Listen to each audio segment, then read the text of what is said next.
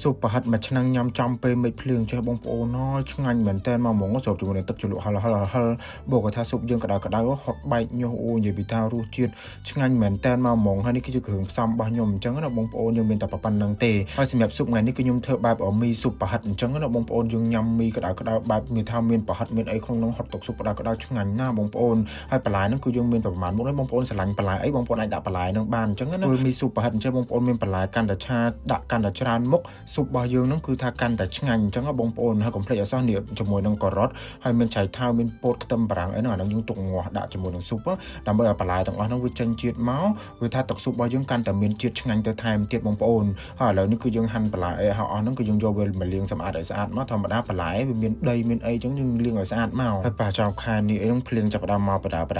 បងប្អូនឲ្យលឺសូរមេឃភ្លៀងអញ្ចឹងថាឃ្លានមែនតើជាមួយនឹងថាបែបស៊ុបក្តៅមីស៊ុបប្រហិតអីហ្នឹងងអាហ្នឹងឃ្លានហ្មងហើយស៊ុបរបស់ខ្ញុំញ៉ាំថ្ងៃនេះគឺខ្ញុំធ្វើស៊ុបបែបរបៀបងាយបងប្អូនអត់មានអីសុញសាញច្រើនទេយើងដាក់ដាំឲ្យទឹកឲ្យថាពុះអញ្ចឹងទៅយើងអាចដាក់ឆ្អឹងស៊ុបចូលបានទេបងប្អូនឆ្អឹងជំនីឆ្អឹងអីហ្នឹងក៏ដាក់ទៅយើងងាស់វា15នាទីទៅ20នាទីដើម្បីឲ្យសាច់និងបន្លែរបស់យើងហ្នឹងវាចិនជាតិមកបានល្អហើយឥឡូវនេះគឺខ្ញុំដាក់ទឹកត្រីជីស៊ូសញ្ញាមេដៃចូលណាបងប្អូនទឹកត្រីនេះគឺផលិតចេញពីត្រីសមុទ្រអាន់ឆូវីដែលផ្អាប់ទុកយ៉ាងសម្រិតសម្រាំងដើម្បីទទួលបានថាពណ៌ក្លិនរសជាតិដែលថាឈ្ងុយឆ្ងាញ់ប្លែកពីគេអញ្ចឹងបងប្អូនហើយវាជួយបង្កើនឲ្យថាឲ្យជួយរសគ្រប់មុខម្ហូបឲ្យកាន់តែឈ្ងុយឆ្ងាញ់ពិសាថែមទៀតទឹកត្រីជីស៊ូសញ្ញាមេដៃនេះអាចយកទៅចម្អិនម្ហូបបានច្រើនមុខមែនតើបងប្អូនមិនថាស្លឆាប្រឡាក់ឬក៏ថាធ្វើទឹកជ្រលក់ផ្សេងគឺបានទាំងអស់ហើយសម្រាប់ទឹកម្ទេសជីស៊ូវិញត្រូវម៉ាត់ជាមួយនឹងប្រហិតមែនតើបងប្អូនទឹកម្ទេសជីស៊ូនេះផលិតចេញពីម្ទេសធម្មជាតិរបស់យើងដែលជ្រើសរើសយ៉ាងសម្រិតសម្រាំងហើយធ្វើឡើងដោយថារូបមន្តពិសេសដើម្បីរក្សានៅថារសជាតិហឹរដិតឈ្ងុយឆ្ងាញ់ពីធម្មជាតិពិតមករួមបញ្ចូលគ្នាថានៅរសជាតិហឹរផ្អែមបន្ថែមបង្កើតរសជាតិទឹកម្ទេស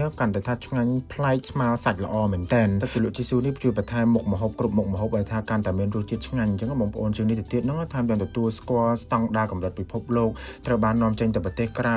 និងទទួលស្គាល់ការគ្រប់គ្រងយ៉ាងខ្លាំងក្នុងទីផ្សារផ្នែកគុណភាពចំណីអាហារហ្នឹងដូចជាប្រទេសជប៉ុនសហរដ្ឋអាមេរិកនិងថាសហភាពអឺរ៉ុបទៀតអាឡែងតែរៀបរាប់ហ្នឹងទឹកស៊ុបរបស់ខ្ញុំគឺបានឆ្អិនហើយបងប្អូននេះម្ងាស់នេះចូលចិត្ត30នាទីហើយដល់ពេលបន្ទាប់ពីឆ្អិនហ្នឹងទៅគឺយើងដួសកាក់ចេញទៅគឺយើងបានទទួលបានទឹកស៊ុបមួយដែលថាដល់ឈ្ងុយមកអញ្ចឹងបងប្អូនយើងគាត់បន្ថែមប្រហិតចូលយើងដាក់ផ្សិតហើយយើងមានបន្លែដែលថាយើងចង់បងប្អូនចង់ញ៉ាំបន្លែអីយើងដាក់បន្លែហ្នឹងមកណាបងប្អូនដាក់បន្លែថាសពបែបនេះមកអូយបងប្អូនឲ្យទឹកស៊ុបរបស់យើងចេញមកប៉ុណ្ណឹងគឺថាល្មមឈ្ងុយហើយបើថាយើងមានសាច់គោយើងដាក់សាច់គោថែមនេះបែបនេះដូចខ្ញុំនេះបងប្អូននេះសាច់គោនេះ